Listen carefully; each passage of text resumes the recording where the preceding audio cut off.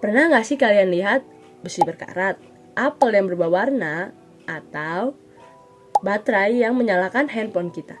Ternyata itu semua saling berkaitan dengan satu konsep penting dalam kimia, yaitu reaksi redoks.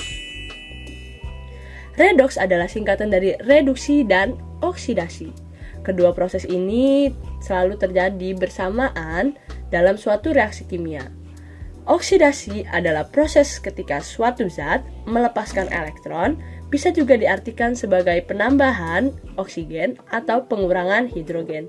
Sebaliknya, reduksi adalah proses ketika suatu zat menerima elektron, bisa juga diartikan sebagai pengurangan oksigen atau penambahan hidrogen. Yang penting diingat, oksidasi dan reduksi selalu terjadi bersamaan.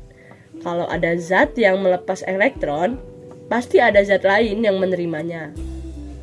Contohnya, pada reaksi antara seng dan tembaga, seng mengalami oksidasi karena melepas elektron, sedangkan tembaga mengalami reduksi karena menerima elektron. Jadi, redoks adalah reaksi perpindahan elektron yang terjadi di banyak hal di sekitar kita. Dari karat hingga baterai, semuanya melibatkan redoks. Salah satu contoh praktikum redoks yaitu reaksi redoks pada logam atau paku berkarat. Praktikum ini digunakan untuk melihat bagaimana oksigen dan air bereaksi dengan logam. Pada praktikum ini dibutuhkan 3 buah gelas, yaitu gelas A, B, dan C. Gelas A akan diisi dengan air, gelas B akan diisi dengan minyak, sedangkan gelas C akan diisi dengan larutan air garam. Ketiga gelas tersebut akan dimasukkan 1 buah paku dan akan didiamkan selama 3-5 hari.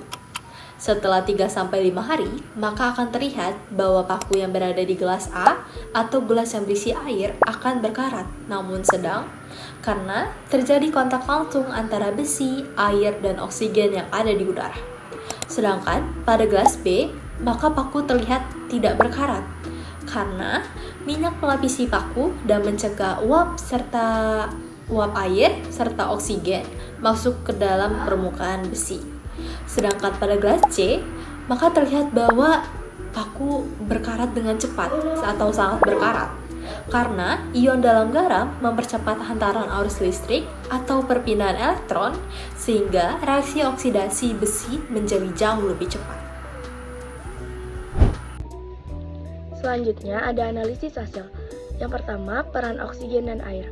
Korosi tidak akan terjadi jika salah satu faktornya yaitu air atau oksigen dihilangkan. Yang pertama, pada gelas A, paku berkarat dikarenakan terjadi kontak dengan air dan oksigen yang larut dari udara. Yang kedua, pada gelas B, paku tidak berkarat karena minyak bersifat nonpolar dan tidak dapat melarutkan oksigen dari udara, sekaligus menghalangi uap air menyentuh permukaan besi. Yang kedua, pengaruh elektrolit. Pada gelas C, proses oksidasi berjalan sangat masif.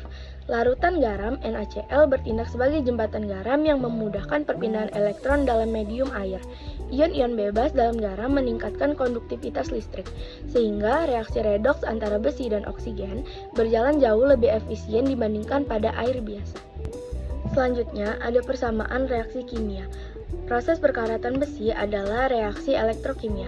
Besi bertindak sebagai anode dan area permukaan besi yang bersentuhan dengan oksigen atau air bertindak sebagai katode.